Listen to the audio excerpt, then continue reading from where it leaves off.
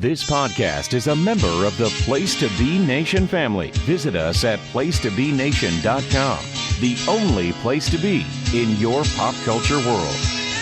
Now, to show our gratitude, we're not going to be like the other guys and jerk you around and bullshit you. We're going to tell you the truth.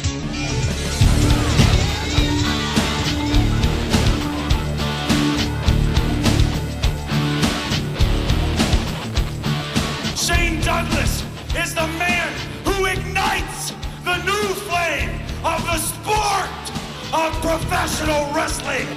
The era of the franchise. The era of the ECW. Hold me close, don't ever let me go. More than words.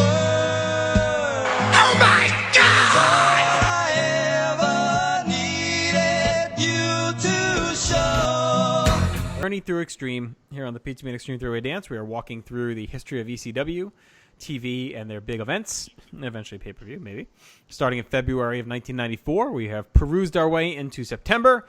And last episode, guys, was the birth of Extreme Championship Wrestling when Shane Douglas won the NWA title, threw it down in front of Ricky Steamboat and his dad and God, and crowned himself the Extreme Championship Wrestling Heavyweight Champion.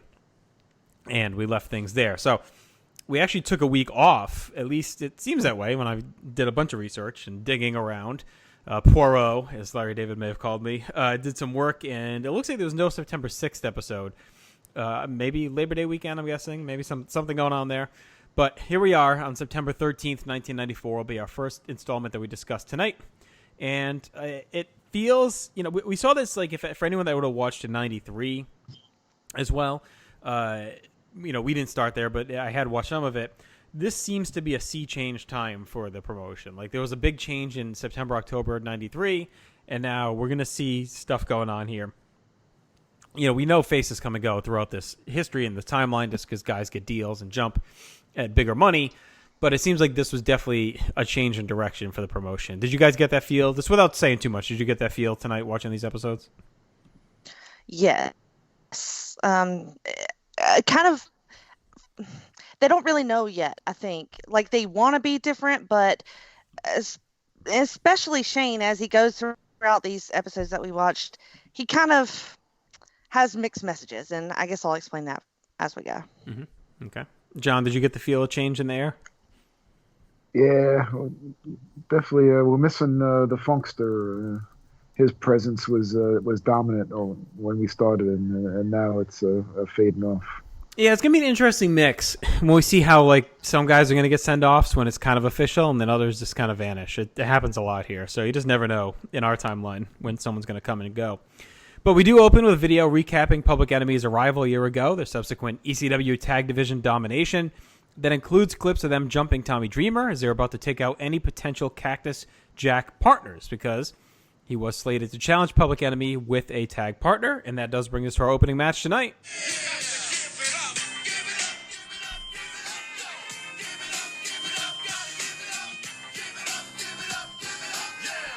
They are our champions, and this is big time. And Cactus needs his partner, which we see him drag a very reluctant Mikey Whipwreck to the ring. So Cactus Jack literally dragged, found his tag team partner. Mikey tries to bail, but the crowd is into it. Cactus forces him into the ring.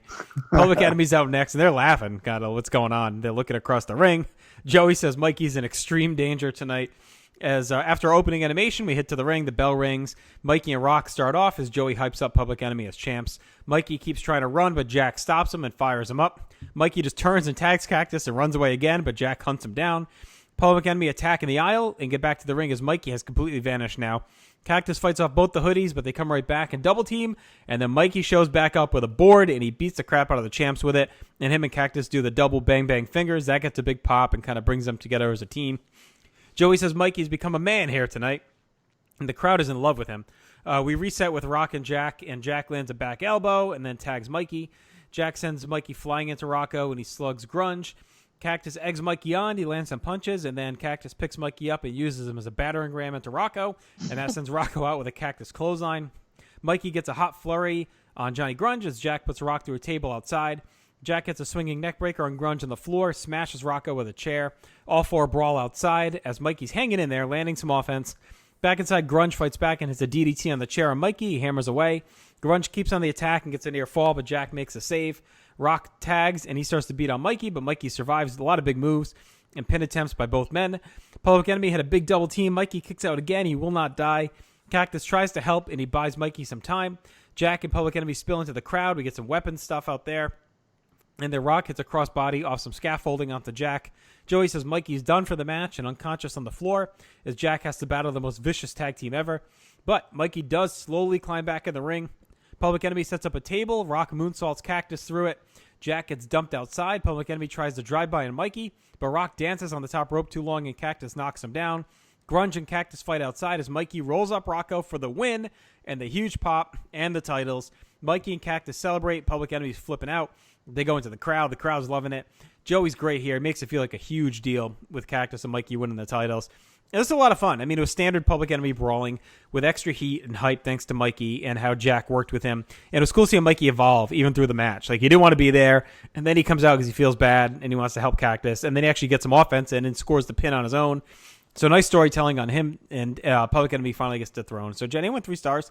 This was a lot of fun and a really big moment. Again, and like we're getting some big ones here week after week for ECW history, and this is another one. How could you not have a big moment with this tag team? I mean, like, it's so amazing how, like you said, Mikey evolves in the match and just led brilliantly by Cactus, who takes care of him and then alternately uses him as a weapon during the match, which I did love. He's like, you're gonna fight in this fucking shit no matter what, if I have to throw you into these guys. But I did love it, and it was long. Like, it was a slow kind of going match. I loved when Mikey came back out with the board and started beating up on Public Enemy. They were great in this too, you know? Yes. And I was really hoping that Mikey would win him another belt, and I was not disappointed. I went 3 stars on it too. Loved it. What did you think, Public Enemy was great. They played heavy heels because a lot of times the fans kind of cheer for them, and they're kind of like tweeners. But here they established themselves as heavy heels. Rocco egging the crowd on, saying "Don't call me Jailbird," which of course is going to get them to chant Jailbird at him. And, terrific that Mikey actually ran away, and you thought that he finally was going to show some cowardice. And, right.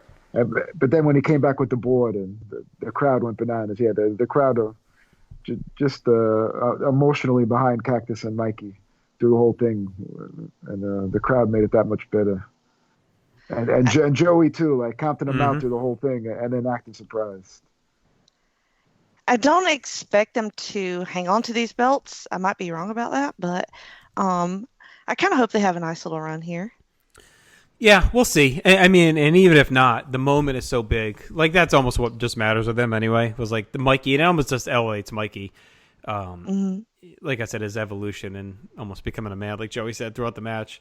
Probably kind of standing up for himself. So, no, the whole thing is really good. It's a hot way to start the show, and it's kind of the first, Shane kind of ushered in the Extreme stuff, and this is really the first big angle under Extreme Championship Wrestling. So, it's well done. So the new champs are backstage. Mikey says he promised his mom he would never win a belt again because she said he would end up just like Cactus Jack. Jack says Terry Funk missed a plane. He knows transportation mishaps can occur. Jack could have picked anyone, and that includes Chris Benoit, Too Cold Scorpio, or Shane Douglas, but he picked Mikey because he sees a little bit of himself in there. Mikey came up the hard way, just like he did. Mikey broke into the business by Sonny Blaze, just like Jack broke in Sonny Blaze. Jack is going to take Mikey under his wing. He held the TV title for 5 months. He says luck was only a small part because he saw a man holding on for dear life, and that's something they'll do as a team. And he'll even talk to Mikey's mother for him, since Public Enemy's going to come after him. And they're together every step of the way. So I really like this, Johnny. This is a good promo for the new champions. It kind of level sets everything about them. And the best part was when Cactus said, "We'll be facing death every step of the way." And Mikey goes, "Liking it?" Oh, he's such a great, Cactus is such a great mentor for Mikey, right? Like, This is an unlikely team, but it works for me. Mm-hmm. And, I mean, and Cactus it's not hyperbole that he sees himself in Mikey, because even though he's this wild, hardcore legend now, I mean, Cactus coming up was very similar, like kind of a lanky dude, kind of a goofy dude, and came up the hard way through the end. So, like, some of what he's saying actually speaks true, even though it seems absurd on its surface when you look at Cactus Jack and 18-year-old Mikey Whipwreck. But there are some similarities to how he came up. So I think it is a cool story on many levels, and they did well with it. Now, I don't know if this was always a plan, like if they knew Funk wasn't going to make it, or if Funk, he does head to WCW around this time, so I don't know if that was... Yeah, I'm not sure how this timeline all worked out, but however it meant to be, it worked out really well. So In the promo, you can see Mikey just like looking at Cactus, like absorbing, how to cut a promo, like how to do what he wants to do. It's kind of amazing. Yeah, he's learning brilliant. on the job. Yeah, pretty much. I promised my mother I'd never win another title again because she doesn't want me to end up like you. That's just brilliant. Joey hypes up ECW, says the whole sports world is talking about the Singapore cane match between Sandman and Tommy Dreamer. And then we get some clips, like the music choice is great here. I know they're dubs, so I'm sure there were real songs in the video, but we get like the 70s cop music, like a cop movie. Wow, wow, wow, like that. And then we get like this real sexualized music for the caning scenes, like just really, Well, it was hot. Yeah, some porn music. So whoever's choosing these songs, these dubs at WWE Network, deserves a raise because I enjoy them. Woman and Sandman are backstage. Woman says Sandman and Dreamer have an I Quit match, and she beats it into Sandman's head that he will not quit on her. He keeps berating her. Sandman is pissed. She keeps berating him. Sandman is pissed and says this is what he has to deal with, and it's worse than dealing with Peaches. Tommy owes him. You owe me, Tommy. What'd you guys think of this? Woman's like, go to the bank and get my money. Woman's really taking, really starting to cuck poor Sandman. You almost make him feel bad for Sandman. Be driving an Uber soon. I did kind of feel bad for Sandman, honestly, but I mean, he got himself into this situation, I suppose. Yeah, he did. He did it to himself. Mm-hmm. I think there's a little S&M in there. I think he likes it, though. I think he enjoys. Yeah? Yeah. I think Woman puts the heels on and steps on his balls, and he digs it. That's my guess. I could see that. Yeah. Yeah, you could.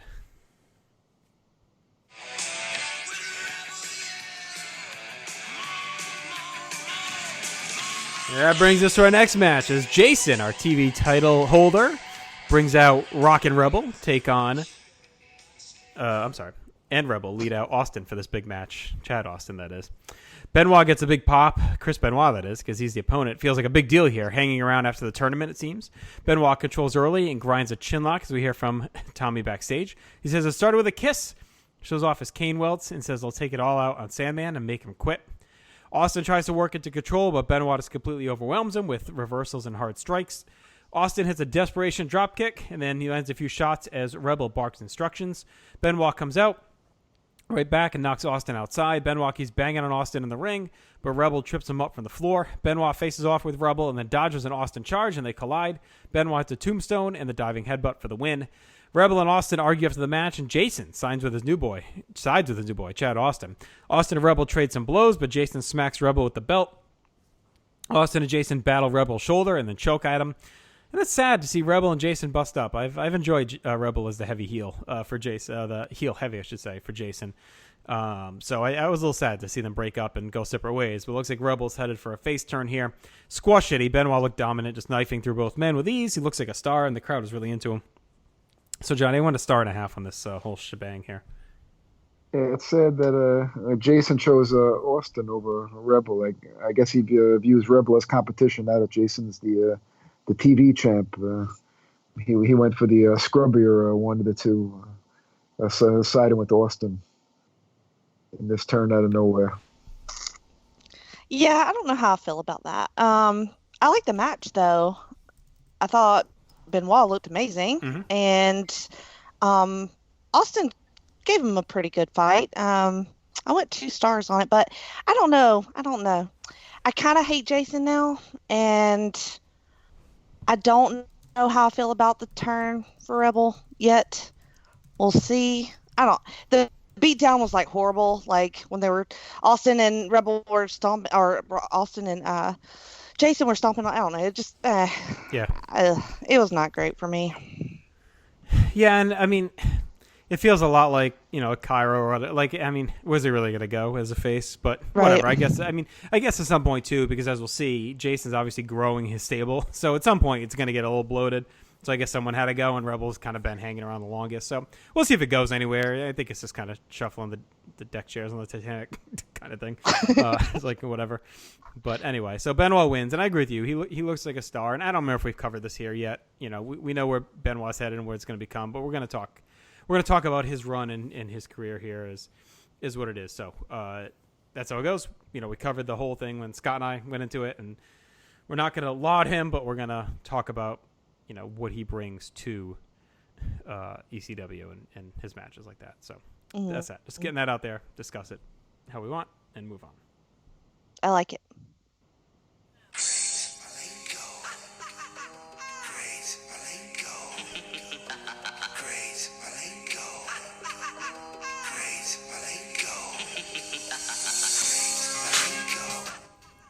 The Great Malenko, the shooter, Dean Malenko, leads out Jason. Our TV titles, we find out Jason's now managing the shooter. And JT Smith is Jason's opponent tonight, looking to get his TV title back. Looks focused. Malenko and Jason, I think, is a cool pair. Joey says Dean looks dangerous out there. Before the bell, Malenko dives at Smith's leg and wrenches it.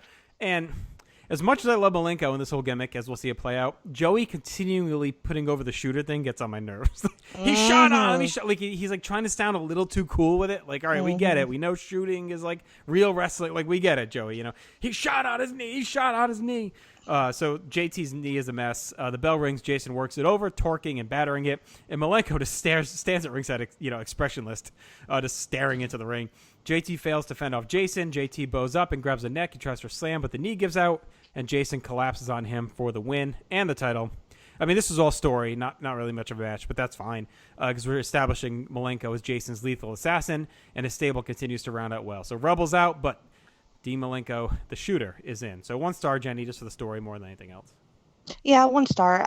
I guess that's quite a trade up from Rebel to Malenko, even though I was unimpressed with Malenko's promo skills last time. Well, yes, that's not what you're getting when you're Dean Malenko. You can't be worried about his promo skills. But yeah, I agree with you about Joey being a little annoying, which is a very odd emotion to feel towards Joey. I was like, okay, give it a rest. Because I really don't need you screaming that the whole time. Anyway. He shot on him. It's just like, okay. Poor JT, though. Poor me. Like, can he, go to rehab or, what is the deal with this knee? You know what I mean? Get your knee fixed before you get back in the ring, because that has been the entire story of JT, has been this injured leg since the beginning. So, I don't know. I feel bad for him. I mean, he's pretty great. Just get fixed up.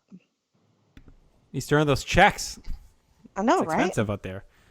He can't take any time off for surgeries. He can keep working. And keep losing, apparently. Thanks, Obama. Yeah, we Back missed me up, John. We miss JT. He used to be on every week. Now we only catch him once in a while, and he's kind of been downplayed. Right. But I disagree with you guys. I don't mind Joey going overboard on the shooter stuff. Between Malenko and Benoit, it shows they want to go left a little from the constant tables, ladders, and chairs in every match. So I don't mind. They want to get over a little bit of a different style in their matches. Yeah, and I think with the name change, goes along with that too. You know what I mean? All right, Extreme, and yes, they're really pushing the tables and all this stuff and the violence. So yeah, let's balance it out, because Extreme can also mean hard-hitting, pure wrestling as well. That's what they're trying to get over. See, that's where when we see Shane and the way he talks about the new, ECW, and I can't decide which one he means, because he wants to put it over as a legit sport, and he says that, but yeah, well, I think and some of the matches support that, but then also I feel like the crazier stuff is kind of what we're here for. There's other promotions for that sort of thing, but yeah, but not at this time, really. Not in America at this time. You weren't getting guys like Benoit and Malenko out there shoot wrestling and beating the shit out of like that actually wasn't. It's not like today where you blow a load and you can put on any any wrestling like that on YouTube on any network. There's a million indies putting out this style of wrestling. At that point, that wasn't really existing, and I think the whole theory behind Extreme gets conflated into like blood and guts Extreme. And Vince McMahon did a lot to perpetuate that, but I do think the Extreme in this is like everything goes to the extreme, whether it's hard-hitting mat wrestling and shooting, whether it's over-the-top promos and storylines, or whether it's bloody weapons-filled brawls. It's all taken fully to the extreme. Like I think that's the spirit behind what they're trying to do. Okay, that makes more sense. I don't know, John. What do you think with the whole the language of Extreme? I think they just always want to make sure that they're way different than what WCW and the WF are putting out at this time. So it's if it's emphasizing more tables and the heavy violence stuff, or in this case emphasizing the real wrestling moves. Whatever it is, they just want to go different than the two big dogs. Right. So another meaning for Extreme there too, right? So like they're trying to go extreme to the left, to the right, like extremely away from everything else out there. So I think that's. You always hear Extreme, everyone just thinks, oh, the blood. But I think that's what they were going for with that name. Yeah. All right, we get some quick clips from Shane Douglas and Mr. Hughes, from Scorpio and Paulie Dangerously, and then we get highlights from the title tournament and its fallout. We also hear from Shane Douglas, who says he's the genesis of wrestling in 1994, and that Matt Bourne is now his backup. This is a rocking episode. I mean, it's filled with a lot of changes in the promotion, some new faces, a big leap creatively, the star power is there, hype-wise, like a lot coming. But a lot going on here tonight. I really like this episode. So why don't we get to some awards? For me, best match was a layup. That was Cactus and Mikey against Public Enemy. Yep. Yes. All right. Worst match, I just went Jason, JT Smith. I mean, even though I thought it was fun. John, you get that? Okay. Best moment was, again, easy for me. That was Mikey and Cactus's title win. Yes. The promo more. Yeah, I mean, that was really good, too. Facing death and liking it? that's an all-timer. Most 90s, I thought we were kind of light on 90s options in this one. I didn't have one for this episode. I went with Chris Benoit's Quaker Oats haircut that he had going on. Yes. I thought it worked for him, actually. I don't know. If he was like plowing a field somewhere in western Pennsylvania, you'd believe it, Amish style, yeah. Stock Rising, Lord. Cactus and Mikey, obviously, and then Benoit and Malenko as well. Yep. The shooter, yep. You shot on him. Stock Falling, the usual scrubs, Chad Austin, Rock and Rebel, and JT Smith. I went with poor JT. Yeah. Let's just start. 8-month knee injury. Never ending. It's like Orton's calf. All right, final grade. I mean, this was a great episode. Like, for a 40-minute episode of TV in 1994, you're hard-pressed to find much better than this. I went 7.5 out of 10. There's so much going on, Jenny. Wow, okay. I was a little bit lower on it than you. I went 6 out of 10. A little lower? Jeez. A little bit lower. John? Am I overrating this? Okay, all right. A solid 7.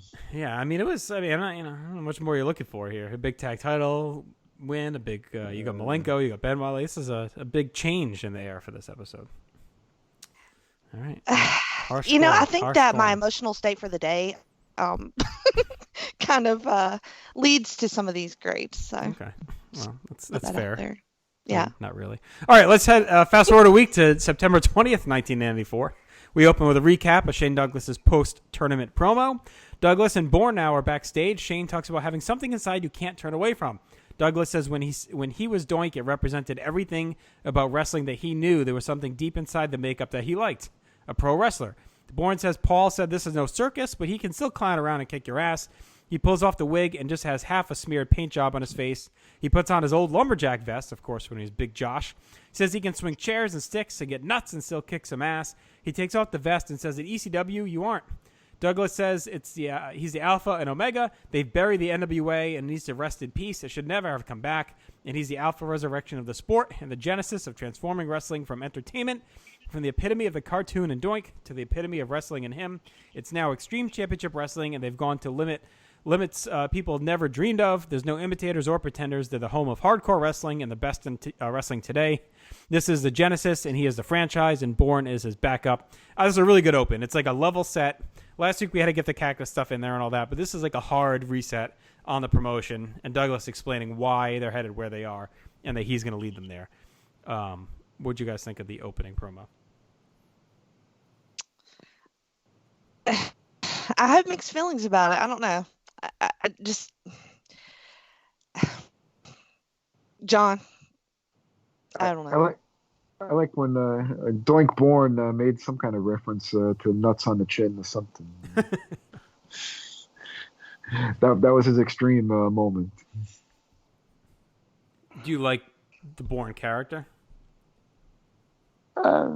So far. Yeah, I liked when he took off the wig and he had the half painted face and all that. It was kind of cool. Yeah, and the references to both federations, sure. Did you gather your thoughts? Yeah, go ahead.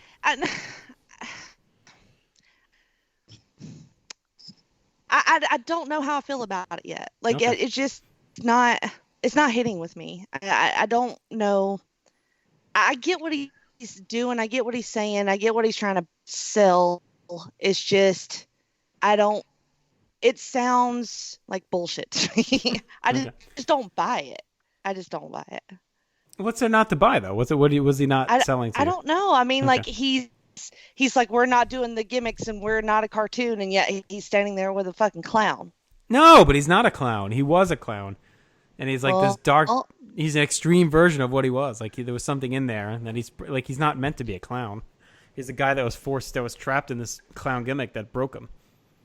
But here, like Eric the clown. Yeah, that's right. His big shoe. He's gonna be resurrected here. Like that's the. All right. Well, I mean, show that to me then, All because right, I'm not getting it with these promos. All right. Let's head to the fucking nest where Joey welcomes us in. Promotion changing wrestling, he says. He then shows us some decent clips of the big tag title change from last week. Joey talks up what a big moment this was for the newfound Extreme Championship Wrestling. Cactus and Mikey are backstage. Cactus gives him a lesson. He says, don't ever confuse the words Cactus Jack for greatness. They aren't great just because they're champions. Public Enemy was great, but that night they were lucky and they had destiny on their sides and walked out as champs. Public Enemy's mad, and you know what? Sting got mad at him once too. And Mikey says, well, he knocked your teeth out. Cactus said, Vader got mad at me once too. Mikey says, yeah, and he ripped your ear off. Cactus says, thank you for the scars and the history of wrestling across his face, from guys from Medulla the Butcher to Larry Zbyszko. They've all made their mark on him. He dares Public Enemy to make their mark too, just so they can live in infamy. Cactus says Public Enemy's mad, and Mikey says he's going to die. And, of course, Cactus is the money line. Mikey likes it, and he will prove it. So did this one connect with you, Jennifer? Yes, this is good. I buy this. This is all very good. He tells Mikey, you're not all that great. So this is kind of real, even though he is great though. And Mikey said, that means I'm going to die. Oh, bless his little heart. Another great Mikey moment. Yep. You know what that means, Mikey? I'm going to die. Mikey likes it. Let's head back to the ring.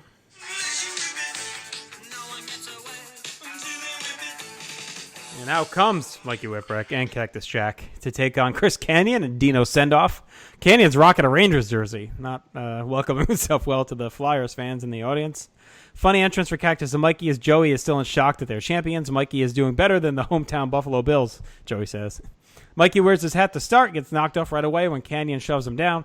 Kanyon works him over, but Cactus catches him with a shot from the apron. Mikey lands some punches. Cactus and Mikey clothesline both guys to the floor. We get the double bang bangs.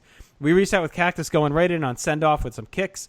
Chuck Sendoff out, but Public Enemy come in and bust up the match. They brawl for a bit. Public Enemy ends up beating the crap out of Mikey after taking out Cactus. Cactus returns and makes a save with a double DDT and a double clothesline. Then he throws Mikey into Grunge, and they both unload on Public Enemy. Grunge gets up and beats on Mikey as things keep spiraling, and Joey hypes the big rematch coming between these two teams on October 1st. Things spill outside as Mikey hits a nice plancha into both Public Enemy. The brawl rolls on and eventually to the back. Just a nothing match. Fun brawl to keep the heat brewing for the rematch. Cactus and Mikey are really fun together, though, as we've talked about. John, I went half a star. Yeah, this one caters to the hockey fans with the Ranger jersey, and then Cactus it kind of pulls Sendoff's shirt like over his head like a jersey, like a hockey fight style, and Joey's like, that's textbook style. I don't own that textbook, but but Cactus does, and yeah, that was the highlight, just to set up the another PE brawl. I like this one pretty well. I gave it a star. I like when Mikey pulls off these big moves. Like Yeah, everybody bust him pops out of for it. nowhere. Yep. He looks great. He does get pounded a little bit, but a little bit less than normally. And that double DDT looked pretty awesome that Cactus pulled off. And then Mikey just unloaded on Johnny. So that was fun to watch. I enjoyed this one quite a bit. Keep it going. Ready for the rematch. It's coming October 1st. Sweet. Also coming is Stormin' Mike Norman as he hits the ring to take on Too Cool Scorpio. Scorpio dances out for our next match. We get the usual basic pre-recorded promo for him. He calls out Shane Douglas wanting a rematch. Stormin' Mike gets a little offense in early. Joey hypes up Scorpio versus Shane Douglas on October 1st, but Scorpio first has to face Born Again on September 30th, so big weekend coming up for him. Scorpio comes back with a nice neck breaker, then a flipping leg drop for 2. Joey talks about how much Douglas has spent on belt security of late. Scorp works the arm, and Norman battles back, gets a few shots in. Scorpio comes back with an inside cradle, slugs away, hits a splash in the corner. Scorpio goes up top, hits a moonsault for 2, but gets up. But he picks him up, I should say, which, we've talked about this, but it's a real epidemic in this promotion. Like, everyone constantly does to these guys, and after a while, it stops meaning anything. Like, I know it was burnt guys before when they keep doing it, but, like, why are we still picking guys up? Just pin them or don't go for the cover. It's really annoying me. It's an annoying trope in ECW. Scorpio hits the thrust kick and goes up again, and now he hits the 450 for the win in a nice finish. This is a fine squash. Scorpio's locked and loaded for the first. I went 1 star, Jenny.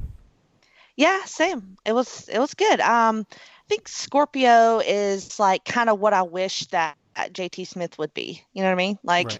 Fun and charismatic and just fun to watch. I like him in the purple as well. It's good.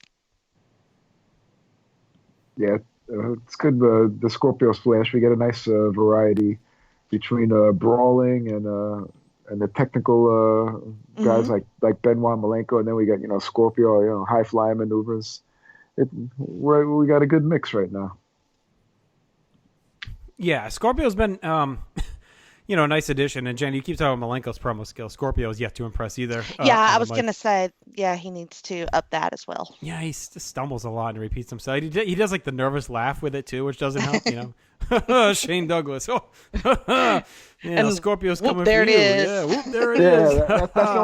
That's the only thing I saves him, a '90s hip hop tune. I'd say yeah, he struggles. He's struggling, but he does add a lot of good variety. Like he's good in the ring, and we don't like he's one of the few kind of high flying faces we have right now in there. So it's a good spot for him. We head back to last week where Rockin' Rebel was dumped from Jason's crew. Joey talks for a minute and wishes Rebel luck, which he cannot believe he's doing.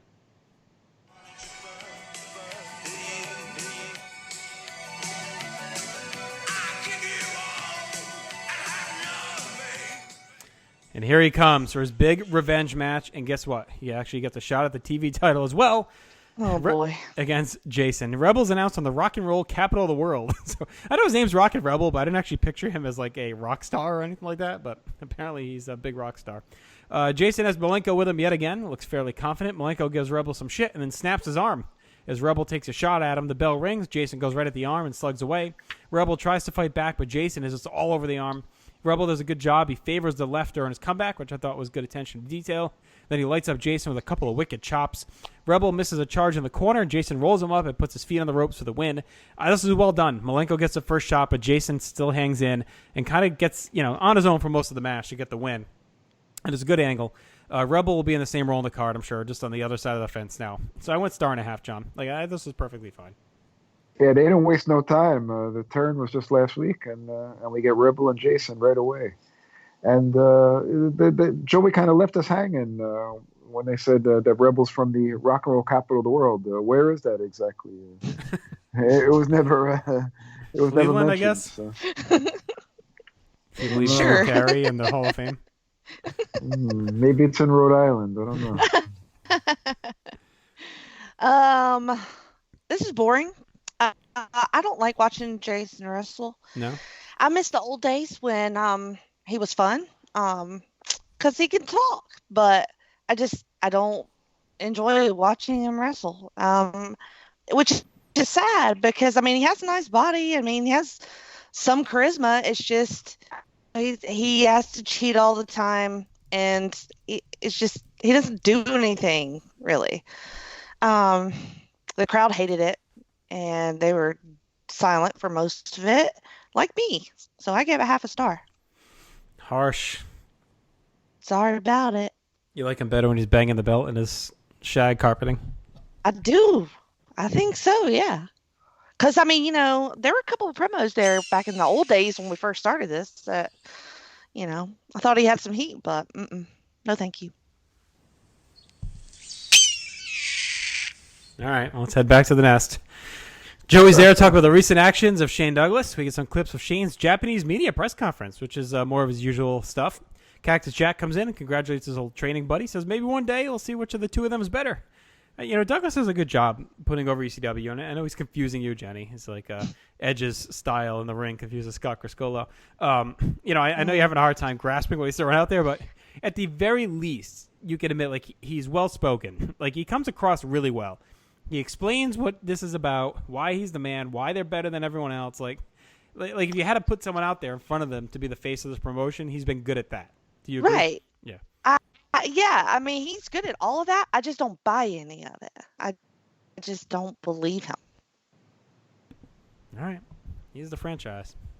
And he's coming to the ring because he's about here to take on Osamu Nishimura, who debuted in 1991 in New Japan, worked the dojo there, and went on a tour of the United States in 1994, which included Global Wrestling in Dallas and a trip here for the NWA title tournament. So he did compete in that tournament, and he sticks around for this taping as well to take on the franchise. Joey says he wasn't aware of a relationship between Cactus Jack and Shane Douglas, but good old Gabe Sapolsky has more on the hotline. Sure he's getting ripped apart for that, as he does on Twitter every day. He also says Cactus is the most popular ECW wrestler. Big debut spot for Nishimura here. Joey puts him over nicely. Douglas has Born Again with him for the first official new ECW championship defense. Douglas grabs the mic, of course, puts over his title and Nishimura, but says he's about to put on a wrestling lesson. Nishimura works the arm a bit, and we get some back and forth feeling out to get us going. Scorpio comes to ringside to scout. Joey talks about Douglas being at some awards banquet with current New York sports stars, including telling the Knicks why they're joke artists. Shane lays in some chops, but eats a knee on a charge. Nishimura goes to a side headlock and a bulldog for two, and he controls on the mat, but Shane battles back with a sidewalk slam, turns the tide, and talks some shit to Scorpio. Shane goes to a head scissors as Joey hypes Scorpio's big matches coming up. The two continue to work through offense, with Nishimura getting some good near falls, and including a nice bridging German suplex and a missile dropkick for two. Douglas catches him with a shot and hits a fisherman suplex. Joey says he's seen that move before, but never executed quite so perfectly. So a pretty good dig there at Mr. Perfect and the Perfect Plex. They trade some words on the mic afterward.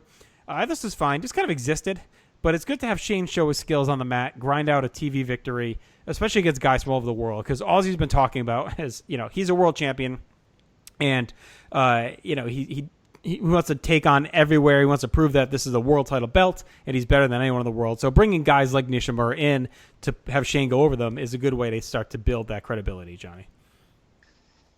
Yeah, it was a great exchange of submission holds and scientific maneuvers, and once again, Nishimura, it gives them legitimacy as they're trying to establish themselves. Kind of breaking away, being more versatile, not just to be known as the promotion that breaks the friggin' tables over each other's heads and stuff like that, and shit cans peoples with canes, and they continue to prove themselves. And I like that shot at Mr. Perfect with the perfect plex was never executed quite so perfectly. Yeah, Joey was right on. He doesn't miss an opportunity. Yeah, he really made sure he clearly nailed that line. And after when Nishimura was given the promo, can you translate what he was saying? Jenny, no, you didn't take Japanese in high school. No, I did not. So I watched this match and I'm thinking about all the things that Shane said, and I'm failing to see how submission moves are Extreme or Hardcore. Oh boy. And I'm not saying I didn't like. I like mat wrestling. I like watching that stuff too, but it just seems in opposition of everything that he said up to this point. He's saying the promotion is this way, not him. Is he not the franchise of the promotion? Yeah, but he's doing his thing. He can own anyone in any type of match. He hasn't had. We've seen him win brawls before. He doesn't have to do it right now. He's proven himself on the mat. It just felt like he was talking a lot of shit, and then he goes and does this match, which is fine. I mean, he wins fine, a dominant match. but He didn't need to break out weapons. He dominated this guy in the match.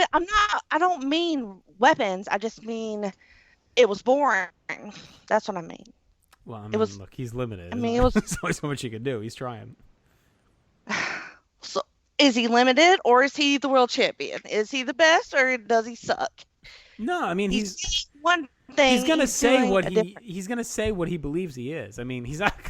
I'm limited in the ring, but I'm the. I mean, what do you want him to say? Like, obviously, that's what he's gonna say. I mean, but he's the guy right now. He's the best, well spoken. I shouldn't even say limited. Like, I think he's very good in the ring.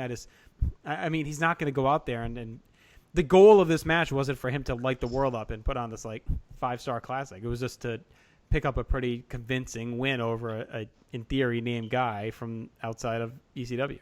And he did that fine. It was just not very entertaining. The crowd is bored. They're sitting on their hands. Nobody gives a fuck, really. And you don't want that. You don't want a boring ass championship match, do you? No. Just saying. It was fine, but not very exciting. All right. Well, it's your opinion. It is. But as we often learn on these podcasts, opinions can be wrong. Okay.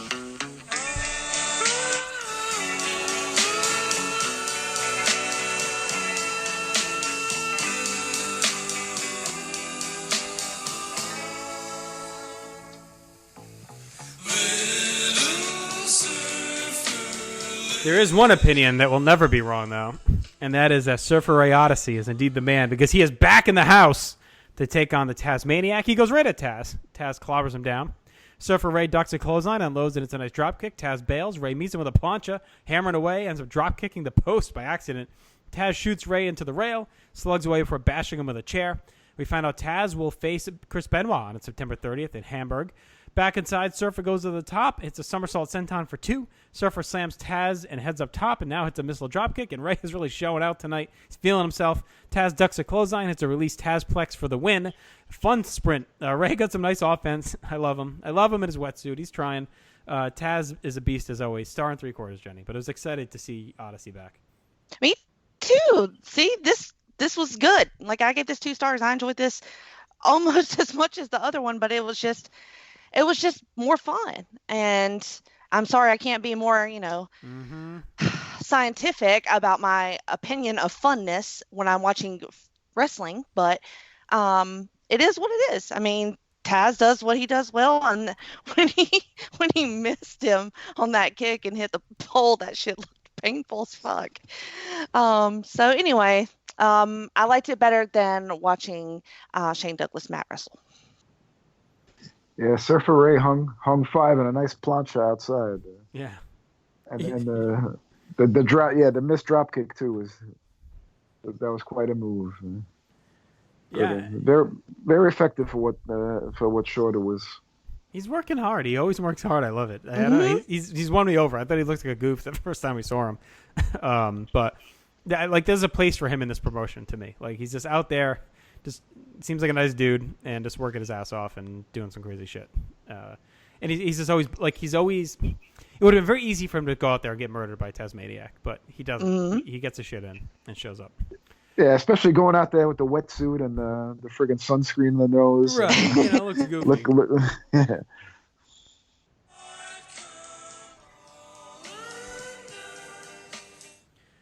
All right, we cut back from break. 911 is destroying some jobbers and officials as Paulie stomps around and gives an assist with his phone, and the crowd loved that, and that's it. They were out. So, just a shot of his 911 destroying people. Just reminding us, I guess, what he could do. Yeah, like we could ever forget a fucking choke slam. Never. All right, awards. Best match, not a lot to choose from in this one. I did go Douglas Nishimura, even though it was so boring. Yeah, I did too. Sarcasm. Johnny? Yes. Worst match on with the tag, Canyon and Dino. Rebel versus Jason. Send off. Yeah. Best moment, again, kind of light on options, so I just went with 911 cleaning house because the crowd was so fired up for it. Okay.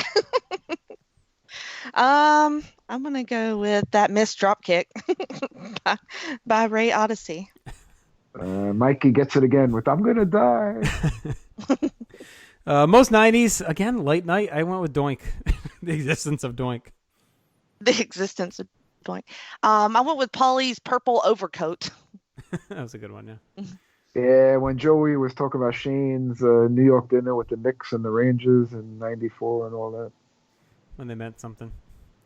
Stock rising. I had a lot tonight. I went Shane Douglas, Matt Bourne, Mikey and Cactus, Scorpio, Malenko, and Ray Odyssey. I thought they all looked really good on the show. Yeah, agreed.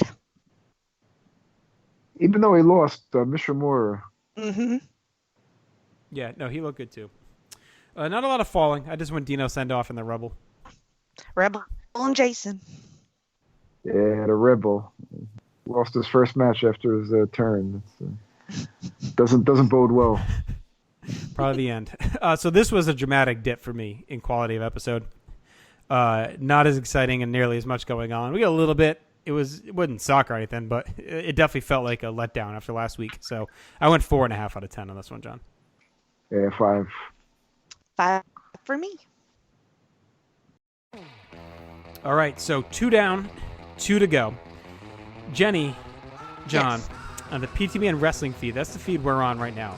And a lot going on there. So we just had a new Place to Be podcast. John, you were with me and Scott, really diving deep into the nostalgia bucket with WrestleMania 6 review. One of my favorite shows. That held up for you like it held up for me, right? Yes, it did, and we got a lot of nice feedback on the Twitter. A lot of likes and retweets. Really appreciate that. Yeah, I feel like we was in a groove. We mixed the little serious nostalgia with the usual fun and games and shenanigans, and it was a great episode. And the only place you can hear the Herb Coons tidbits of the week, as well as the Place to Be podcast. Chad and I were also back. We looked at the Nitro from 2596, and that was the fallout from Super Brawl, and also was a one-show episode for us because we're always off with the dog show. Not a ton going on there. The Brits on the Special Relations are back. They're breaking down their GWWE Top 100 in episode 3, so check that out with Ben, Callum, and Rory. Episode, new one of Row 1 Seat 1, Benzani welcomes in Matt Sells to discuss his career. And new main event, Scott, Brother Nate, and Steve talked to New Japan. Talked about the Tessa Blanchard controversy, which is a lot going on there. Interesting discussion, of course, on that, as well as the Royal Rumble, which is coming up next week. Jenny, you want to talk a little about this Talkin' WCW that hit? Yes, on Talking WCW, the boys and I talked about my boo, Kevin Sullivan.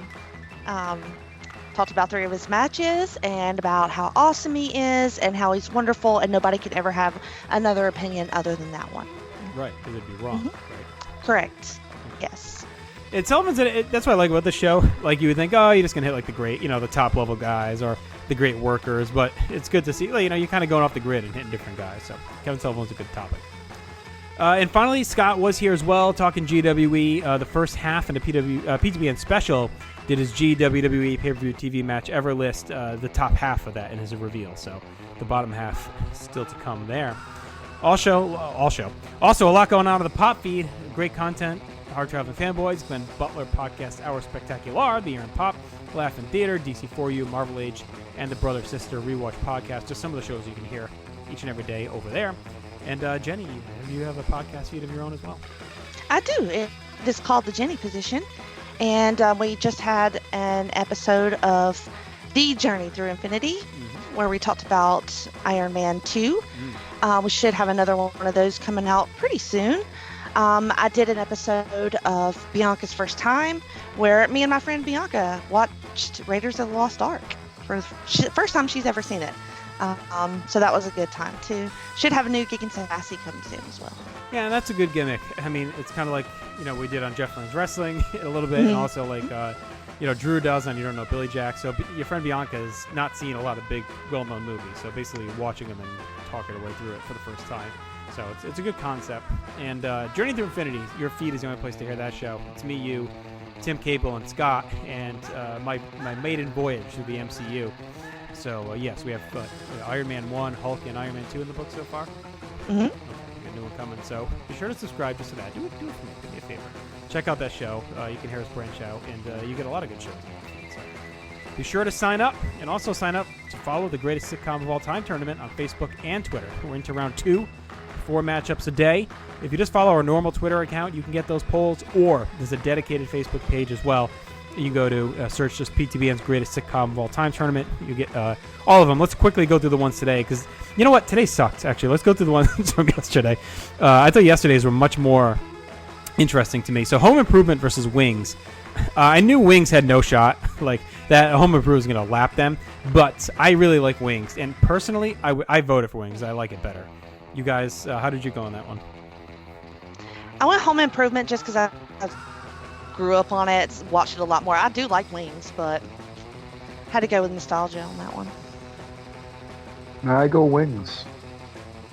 It was such a unique concept. There's like tiny little airport and everything. It was a really cool show.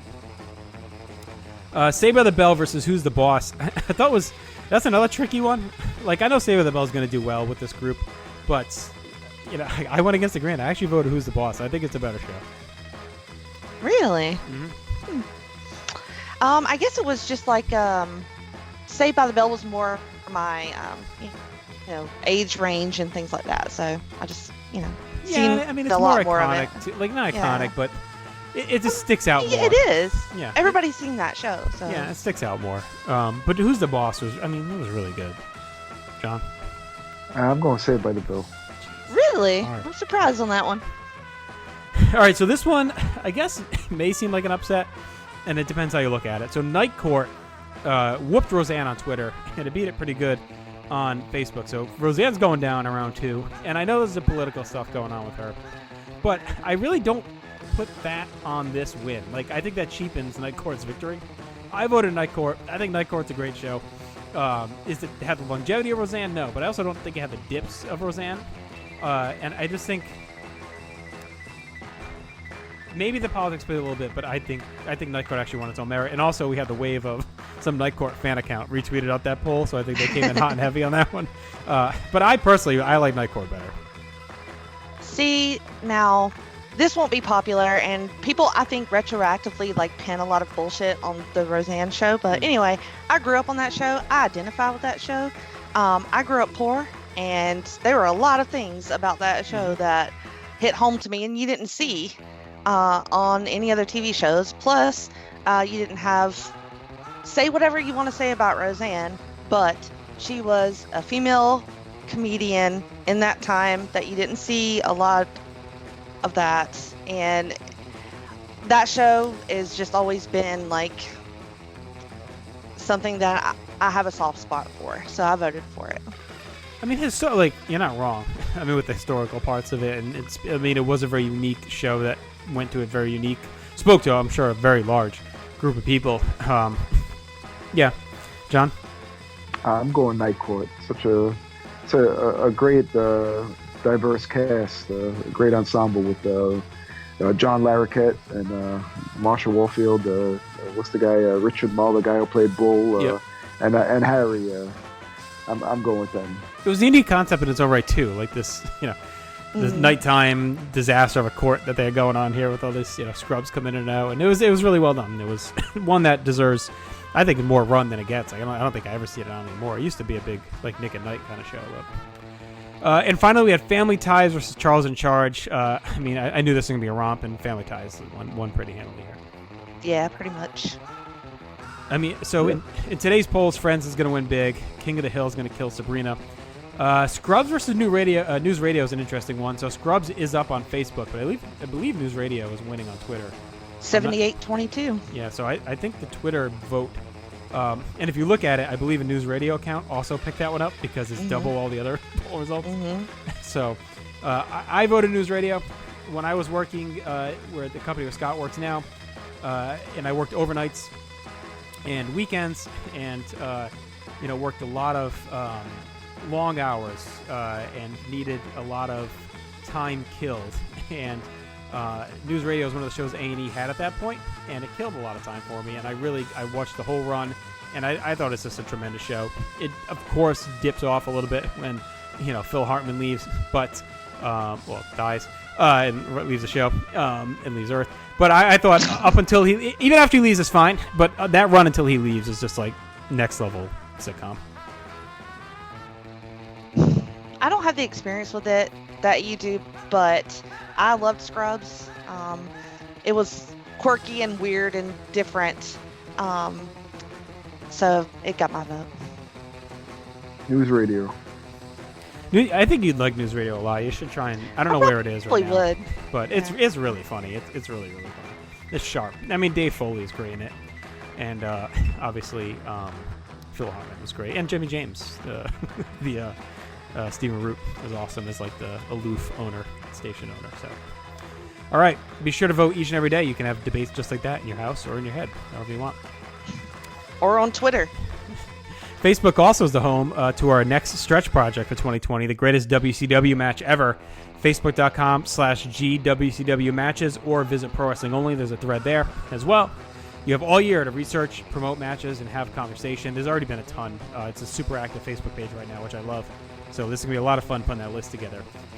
Check out PlayStation.com each and every day as well. New voices and fresh takes across the world of wrestling, sports, and pop culture, as well as veteran columns like Glenn Butler's weekly walk around the web, which takes you various news stories out there on the internet. And if you're doing some shopping, PlayStation.com/Amazon is also the place to be. So why don't we head back to Philadelphia for the 9/27/94 episode of ECW Hardcore Television. And we start right off with a match. We don't waste any time.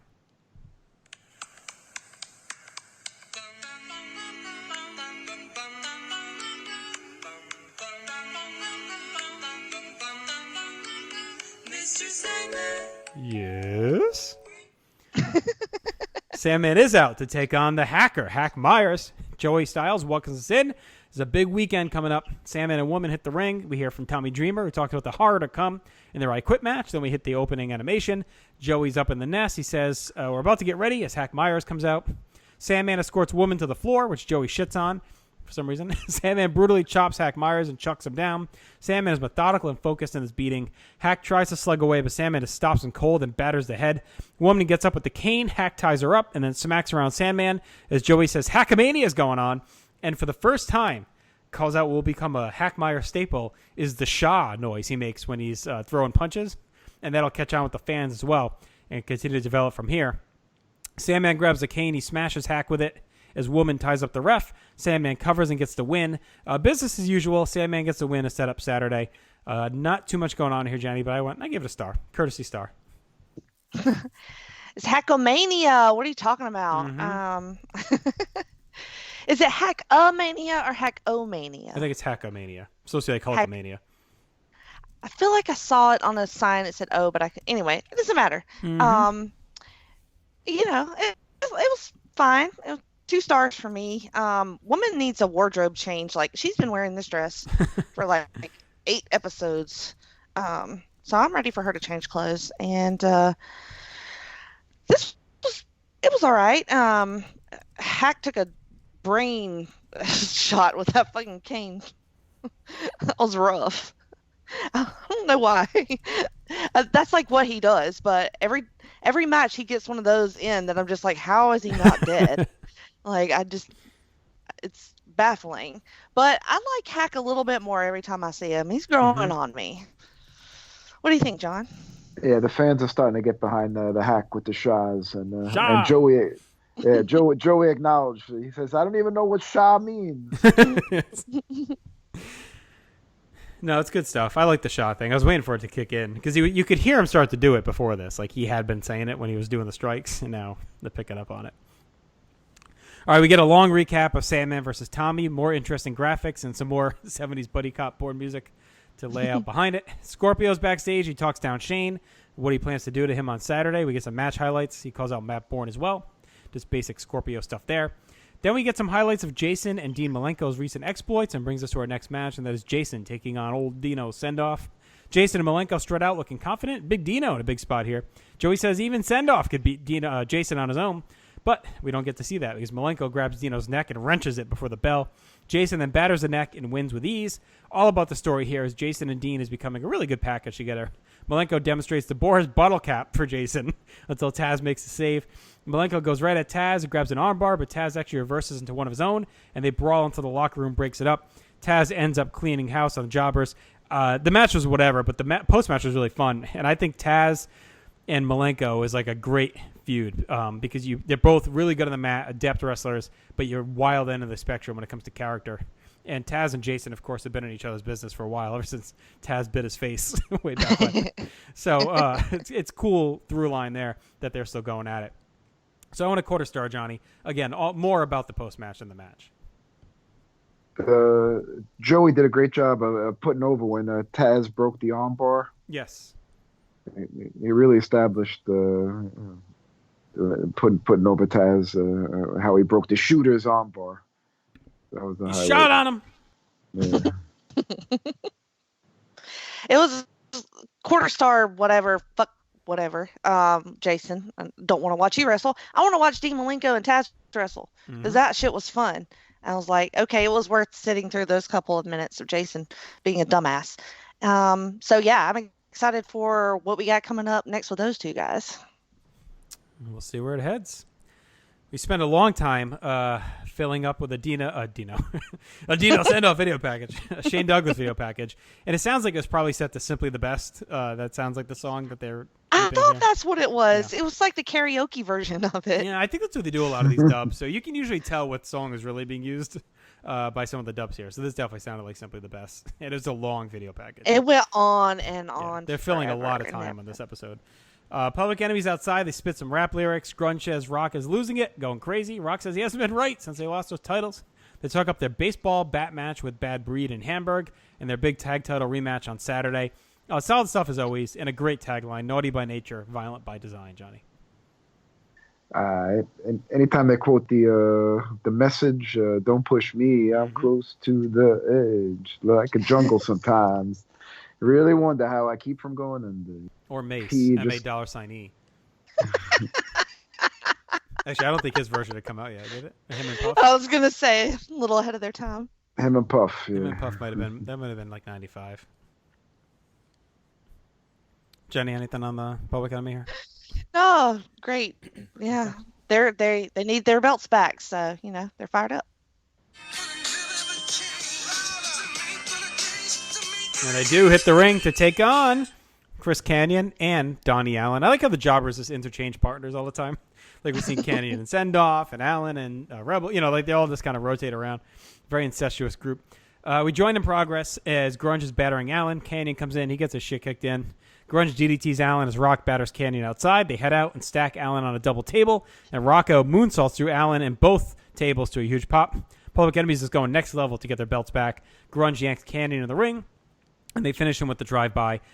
Star and a quarter, because it was actually a pretty wild, violent minute that we got joined in progress there, Jenny. But I thought it was fine. Again, they're establishing that they're going way over the top to try and, get their belts back. Star and a half just for that 2-table spot. That shit was awesome. And typical shit kicking, pretty much, of our jobbers, which is always fun. And then, our heroes come in at the end. I'm just thankful that Donnie Allen survived that moonsault. The 2 tables. I didn't think he was going to make it through that one. That was rough. Yet awesome. Poor Donnie. Fuck that guy. Cactus Jack drags Mikey to the ring, grabs a mic. He tells Mikey if he doesn't want to help Jack in his fight with Public Enemy, he can go to the back right now. Mikey listens to the crowd, decides to sack up, and he sprints to the ring, but he gets knocked right down. Cactus comes in and the champs clean house. Mikey gets crushed as Jack gets sent flying into the crowd. Public Enemy batters Jack in the bleachers, but Mikey makes a save with a chair. Cactus then puts a trash can of rock and drills him as Mikey batters Grunge with a chair, and they all brawl until the break. So I really like this, Johnny. This is a good post follow-up to that match. Yeah, I love it. how Mikey was hesitant at first, and then he's all in now. Mm-hmm. I loved it too. Poor brave Mikey. Doing what he can just to survive. He's getting more confident though. I like to see it. He is, and it's also maybe just getting shamed. He did that a bit. chair shot. Yeah. Well, plus he's got Cactus on his side, so that's emboldening him. Well, yeah. I mean, when you get Cactus Jack, you're gonna feel a little bit tougher anyway. I think so. Yeah. All right, brings us to our next match, and our buddy Nishimura hanging around to take on Chris Benoit. Good match on paper. We'll see if Nishimura shows any more than last week. Start off with some feeling out, trading a mat work. Benoit faces Tasmaniac on Friday and Sabu on Saturday. So big weekend coming up for him. Benoit misses a wild twisting crossbody off the top, comes back with a clothesline. Nishimura chops him down hard, buries a tight dropkick and a bulldog. Nishimura goes up top, and it's a missile dropkick for 2. Benoit comes back with a bridging belly-to-belly for the win. And, man, I was just getting into it. Just getting into it when they cut it off. It was short, but it was a really promising early stretch, and it was fun while it lasted. And I wish we'd just get a touch more because I feel like they were just starting to feel it and starting to cook with some gas before they wrapped it up, John. Yeah, this match was really out of place with all the chaos that we saw with Public Enemy and guys like Hack Myers, and now you put these two out there. It's but yeah, the same. I wish it was a little longer, but they kept it moving while it was going on. Out of place. I thought that's what we were doing. They're showing off their different styles. They're not just brawlers, right? They could really wrestle too. I like this match a lot. I gave it 2.5 stars. Mm-hmm. And like you guys, I wish it would go a little bit longer. They did this belly to belly with the bridge. Ooh, that was pretty. I liked that a lot. Yeah. Well, especially because they teased us. Like, it just started getting good when it ended. You know what I mean? Like, you were just about to get into it. Like, if it just kind of didn't get to that point and ended, it doesn't feel as much like, oh, I wish it didn't get cut off. But they teased us a little bit. They got there right before it ended. Yeah, edging a little bit, maybe. Risks of Fury. Didn't get the finish. Hate it when I don't get the finish. Ain't about the money, Puffer. Just don't care. Money hanging on my anus. It's the worst rap line ever by Mace. What a guy Mace was. Paul's backstage, talks about living with an image of the day of Sabu. Goes one step too far. He crashes and burns, and it's over. He compares it to want to see a race car crash. For a year, he's watched Sabu come so close to crashing. And he thinks of the night they first met and talks about the scars and his torn-up body and doing whatever it takes to win. Paul says there's only one man who's suicidal, homicidal, and death-defying as Sabu, and that was Cactus Jack. Sabu proved that wrong. Now we get the hardcore rematch of the century, and what will it take this time? But first, Sabu has to deal with Chris Benoit the next night. He talks up Benoit's training and prep, and then says Sabu is obsessed because he knows how good Benoit can be, and he has a chance to prove it Saturday. Sabu will do whatever it takes to stop Chris Benoit, and that scares Paul. Sooner or later, he'll crash, and maybe it'll happen this weekend. It will be Sabu's finest moment, even if it's his last one. An excellent, and as we'll find out eventually, prescient promo as well. We get a Sabu music video in there. What did you guys think of the Paul E. promo before the Sabu music video? I love how he compared it to like NASCAR, saying how people want to see the car crash. Mm-hmm. Mm-hmm. And also, yeah, that was a great line. How it might be his finest moment, but also might be his last weekend of wrestling. Great. He sure can turn a phrase. I'll tell you what. Mm-hmm. Everything that Shane isn't is what Paulie is. Like, I believe everything. This is just so he's just that good at it. I mean, he is obviously, so, and it's still to this day. I mean, 30 years later, it's still amazing. Yeah, for sure. Yeah, no, and it helps when you're writing it. You know what I mean? Like, this times when Vince McMahon is an unbelievable announcer, like in the late 90s, because he knows what he wants to get across, right? So Paul knows what the story he's trying to tell. He's writing it.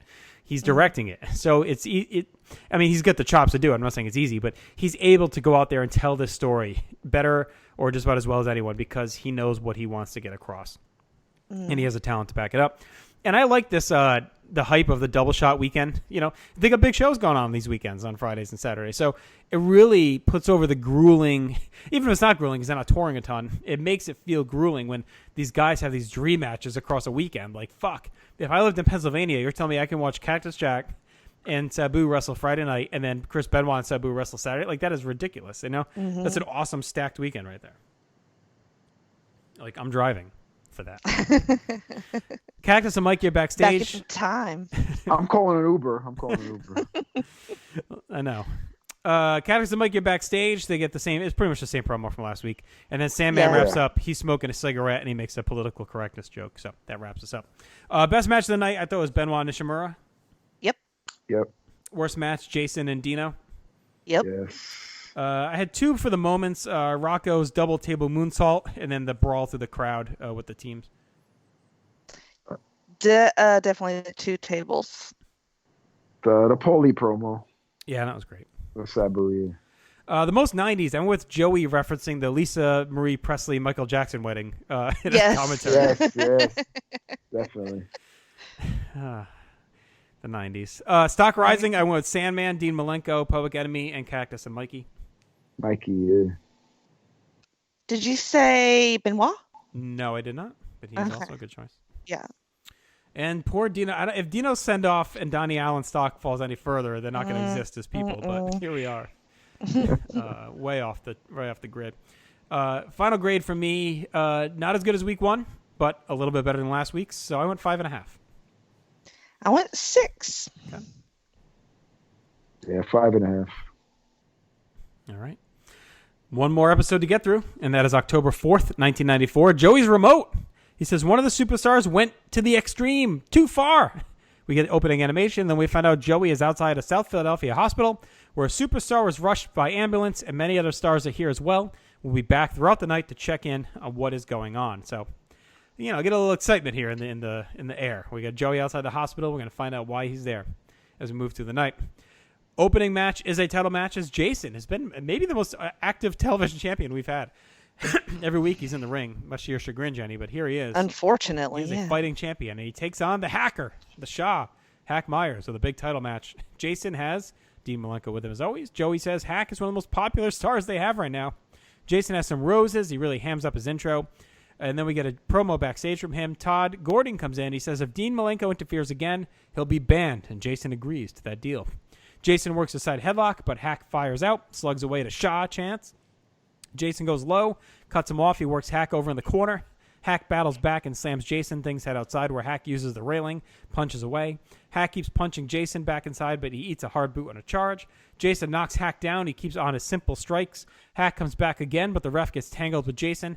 Malenko gets in the apron, puts his towel around Hack's neck, and snaps him to the mat. Jason covers and wins as Joey rips on Malenko and says that's it for him at ringside. He's done. Good enough to keep things churning for Jason, who's improving week to week in my eyes. Malenko is great in this as well. And then we do get a recap of the Taz Malenko stuff from last week. Jenny, what did you think of the match? Star and 3/4 for me. Half a star.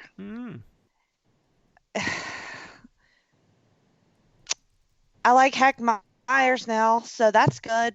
But the rest is just nonsense to me. Like I just don't like watching Jason wrestle. I just don't like it. And that's it. It's just what it is. John? Did you notice that Jason's tights and Hack's fat pants were the same? Yes, they were matching. Which is irritating to me as well. Well, at least they were different styles. It's like, Jason's tights and Hack's fat pants, but they're Give the me same, the fat pants any day. The same color pattern. Yeah, that was distracting, and it was all just a setup to see how Malenko was going to sneak his way in and do his little shoot spot.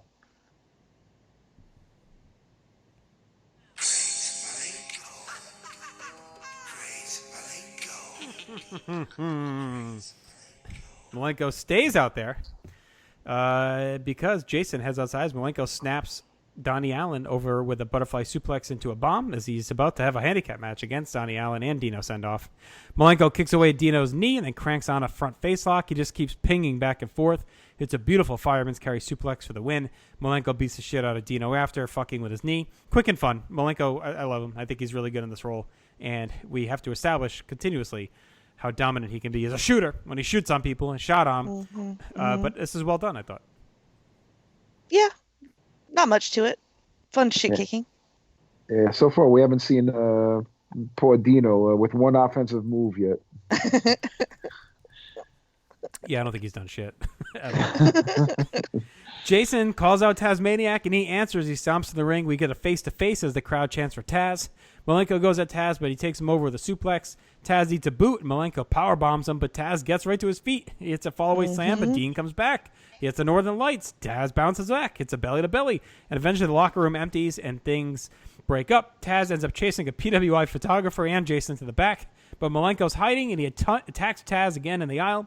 Joey says they had more action in 90 seconds than any pay-per-view of the last 2 years, so shitting on WWF and WCW there.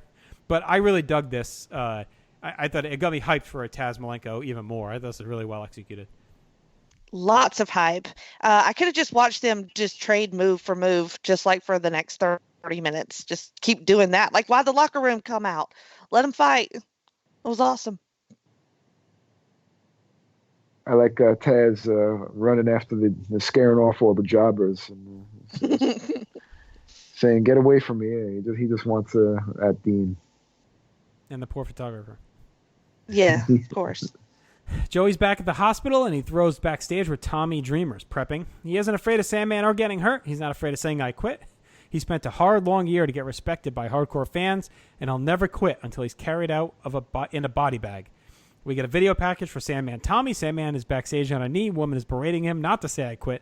Just keeps saying it over and over, threatening him. Sandman just keeps smoking a cigarette and mumbling to himself about not quitting. Joey's back at the hospital. He says every wrestler and Todd Gordon are there. Nobody expected this war to end up this way. He's at a loss for words, and then sends us to the ring for a big main event, and that is Tommy Dreamer versus Sandman in an I Quit match.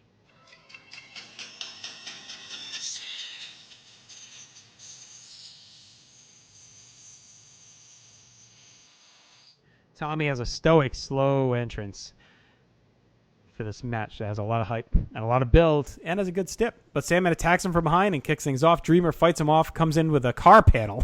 It's like a door of a car, batters him with it. Tommy goes low and drags it across his face. Dreamer's merciless with that car door, holding it to Sandman's balls as the ref asks him about quitting. Things spill outside as Tommy's mauling him, smashing him in the face with a chair. Joey rips the ref for continuously asking this early in the match. It's ECW, fucking asshole. What are you doing? Tommy gets weapons from the fans and just beats on Sandman with them, including a rough-looking crutch shot. Sandman battles back and suplexes Tommy on the floor, heads inside.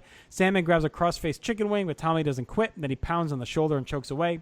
Sandman hits a nice suplex and beats on Tommy with a chair. Tommy gets a frying pan from the fan and smashes Sandman with it and then just jams it in his face. Tommy shoves him into the rail, but Sandman wrecks him with a chair to answer, then hits him with it again. Sandman shoves him in, hits a nice top rope clothesline. Sandman beats on the ribs and hits a sloppy top rope elbow, but Tommy refuses to quit.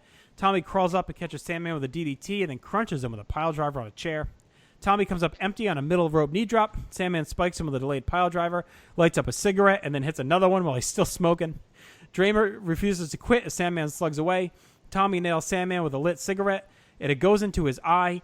Woman comes in, and Dreamer grabs a cane and bashes Sandman across his other eye with it. Woman is checking on Sandman. He's writhing in pain. His eye has been burnt and smashed with a cane. I didn't mean for that to rhyme, but hey, it worked. Dreamer checks on Sandman and Woman, but Sandman's eye is gushing blood now. Joey compares it to Lawrence Taylor when he broke Joe Theismann's leg. Todd Gordon and other officials come out with Joey saying Tommy's going to have to live with this for the rest of his life. Sandman gets carted out. My God, a fun match. Lived up to the hype and the violent, and it was filled with hate. Really well done. And the end is excellently done. It's memorable, and it's really good stuff. And we'll get to the post-match in a minute. But Jenny, I went 3 1/4. Like, I thought this was... The blood was there, the hate was there, and the finish was going to take things to the next level for these guys. Yes, I went 3 stars on it. Okay, so at this point in the day, my son came and started watching this with me. Imagine all the questions that my son had. Why is he hitting that guy with a car door? I'm like, baby, I don't know. But ain't it fun? And then every single weapon, from the crutch to the frying pan, Tommy just going to town. It's it's just like all these weeks of aggression built up, and it's like what Tommy is dreaming of doing to Sandman. I'm surprised he didn't make a move on Woman though at some point here, but I guess she had the cane for most of the match, so Right. she probably wouldn't have let him. But wow, brutal, and then the cigarette to the eye, and then the cane to the face, which my son had me rewind and watch several times, so he could see it a bunch more times. So yeah, it was wild. This is the I complained in the past about the cane, but I think it's good use of the cane here because they saved it for the end, to like Right. just totally wreck Sandman's face. And the cigarette to the eye is just, he was kind of asking for it, honestly. If he's going to wrestle with a cigarette in his mouth, then, that's kind of what's going to happen. Right. So I kind of loved it, and it was intense. What do you think, John? It was great drama, great acting at the end, especially Todd Gordon really getting over the chaos that happened. But surprising that if you watch this match and didn't see the background, you would think that Sandman, he wrestled kind of as a face. He was putting on the cross-faced chicken wing. Mm-hmm. And Dreamer was the one with the doing the extreme car doors and frying pans and all that. It kind of seemed like a Sandman was kind of beaten down by Woman. We saw in that promo before where he's like, "Oh, I'm almost beginning to miss Peaches," and he's all on his knees, and Woman's like, "You better not quit, and you better go to the bank and get my money." And I think she finally took the balls from Sandman and sucked all the life out of him. And well, I mean, Tommy just took all those lashes last time, so he had to. Yeah, I think he's gonna be right to be pissed off, right? I mean, I think they're just Right? trying to get over that he snapped. They finally broke him. Yeah. But I do think that John has a good point in Sandman, because I think it triggers where they want to go with this. And it was early hints. So yep.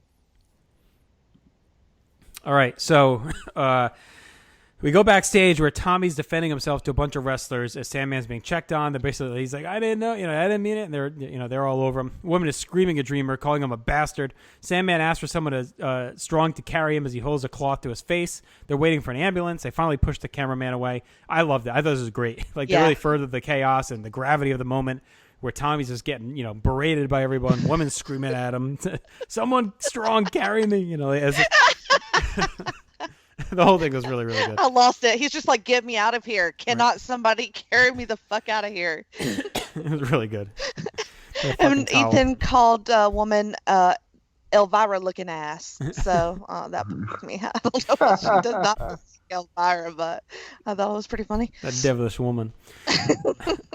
We go back to Joey at the hospital. He recaps what happened an hour ago, saying Tommy is also now here.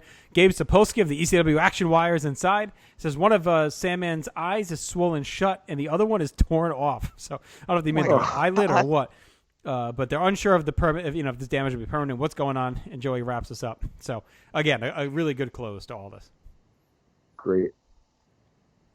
All right, best match for tonight. Last episode I went Tommy and Sandman. For sure.